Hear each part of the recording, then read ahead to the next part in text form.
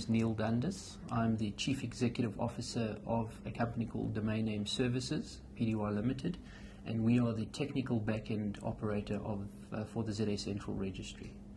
The ZA Central Registry is the registry operator for .za and for three new GTLDs, .Cape Town, .Joburg and .Durban, and their function is to employ and police the policy framework for the namespace, and our job as the back-end operator is to provide the technical infrastructure.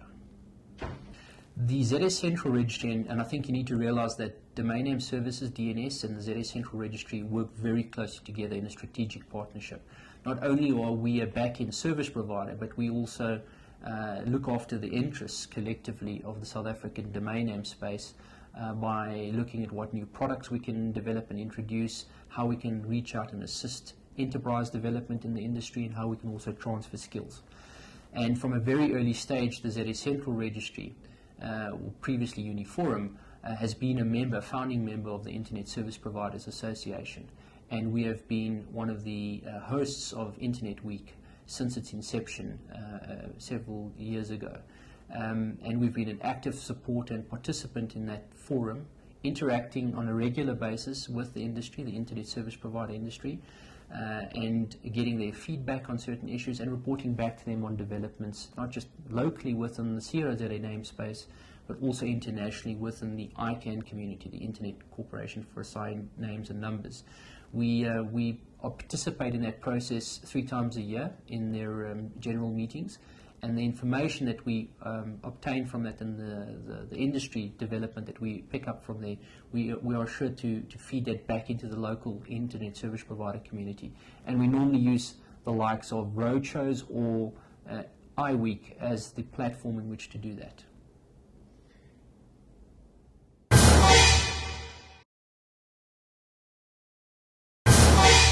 So Domain Name Services is contracted under a service level arrangement to the ZA Central Registry, and we provide registry services and infrastructure to the Central Registry. So we provide the back-end services that registrars all over the country and the world integrate with. We ensure that those services remain up, remain available through specific standards. And also we ensure that the systems have sufficient redundancy and failover mechanisms that apply to them. And that is all governed by an agreement, a service level agreement that we have with the Central Registry.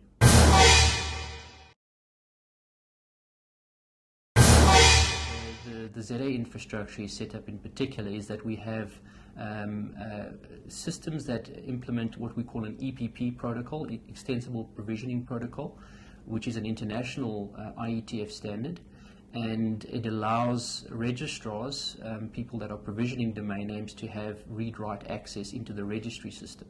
So we maintain those protocols and those systems that are based on those standards, and we make them available to registrars under a certain service level arrangement, 99.9% uptime, so that registrars can have access to the registry and create domain names, update domain names, and renew them, amongst others. And we basically ensure that the back-end services that support that EPP front-end, that integrated front-end, that those systems have sufficient failover and redundancy. So we make sure that there are not just local failovers for the system, but also that those systems also fail over to remote sites, and that those sites are adequately connected and maintained so that we could deal with a potential disaster to the namespace. And that's essentially the core of our function and our responsibilities, to ensure that those systems are up as much as possible. In fact, 100% uptime for the name servers and 99.9% uptime for the registry interface itself.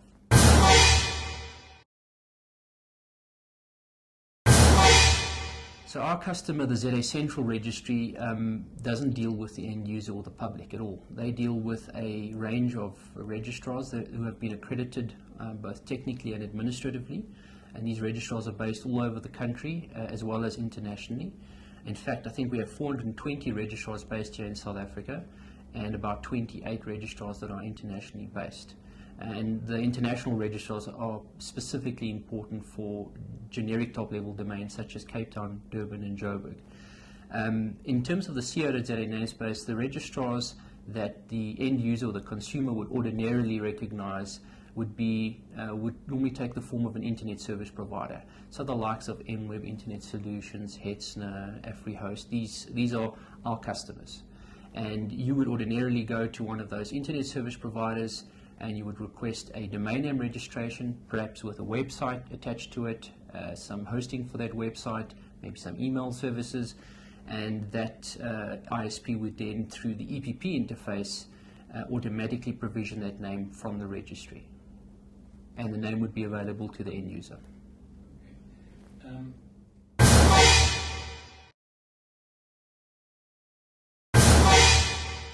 Uniforum was the previous name of the ZA Central Registry. It stood for the Unix Forum. It was a user group of Unix users who were brought together under a non-profit profile in order to promote open systems and source. And that group became very involved with the genesis of the internet in South Africa. Essentially, they were players in the internet service provider community right in the beginning.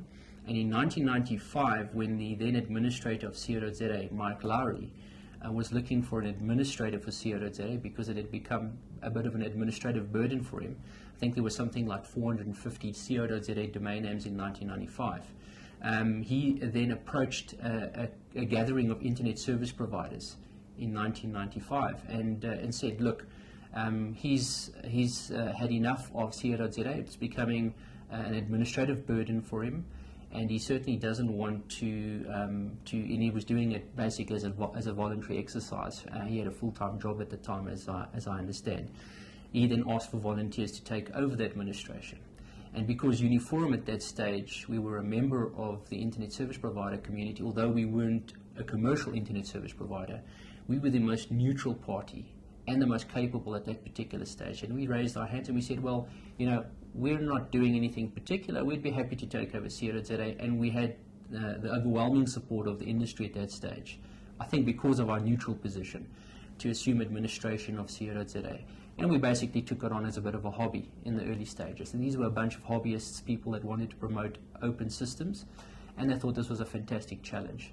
And they basically put it on a computer, put it under a desk somewhere, and really forgot about it for a while. And eventually the name started rolling in, and it started becoming a bit more complicated. The demand increased, and that's when we realized that we needed to take certain action in order to ensure that this system and this service remained available for the broader internet community.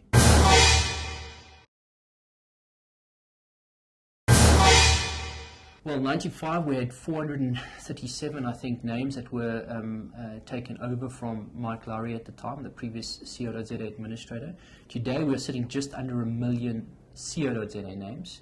We've passed the 1 million mark with ZA names in total. So if you combine org.za, net.za, web.za, and co.za together, we're about at 1,010,000 ZA names.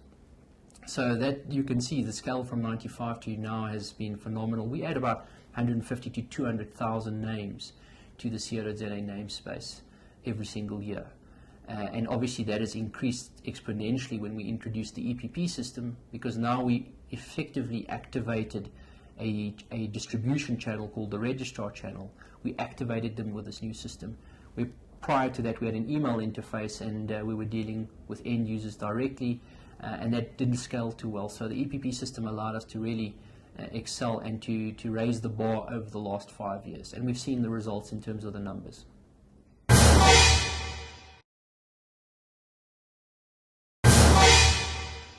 In the early days, and we've nearly forgotten about it because we've passed that and we've actually moved on to bigger and better things. But in the initial phases of Uniforum, in terms of the co.za administration, one of the big issues that created a lot of instability in the domain community locally was the uncertainty that regulation brought about.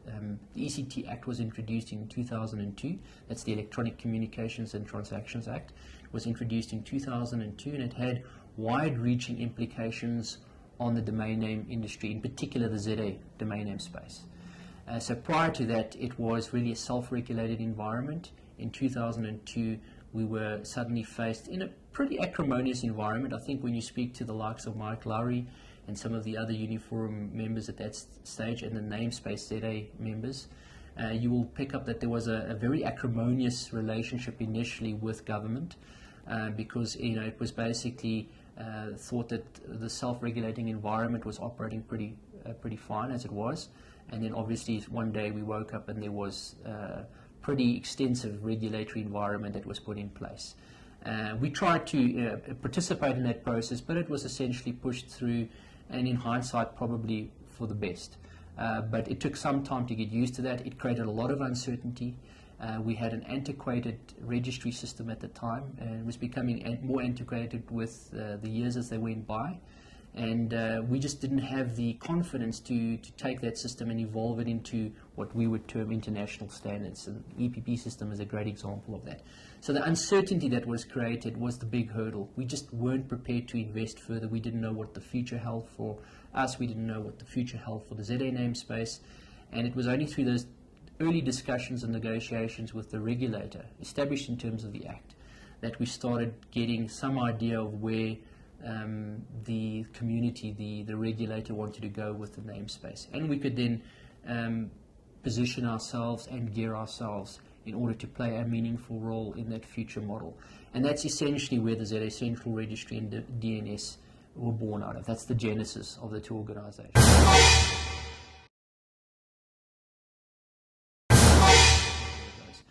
The Internet Corporation for Assigned Names and Numbers, as everybody is probably aware by now, is going to open up domain registrations in the root. So that means that new generic top-level domains are part of our future. We're going to see .bike, .computer, .him, .her, .blue, .black, .africa.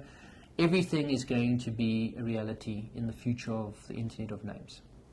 And so those new products, as they apply to South Africa, and Africa, such as .africa, and maybe things in the future like .bri and .biltong and .lacquer and whatever you can think of, those type of names, someone's going to need to identify and have the requisite systems in place to make sure that we can provision those names to an established existing channel.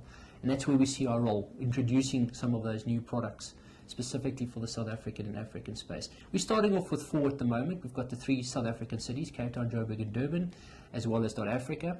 So we're really focusing on the geo names, the geographic names, but there are other generic names. There are community-based names.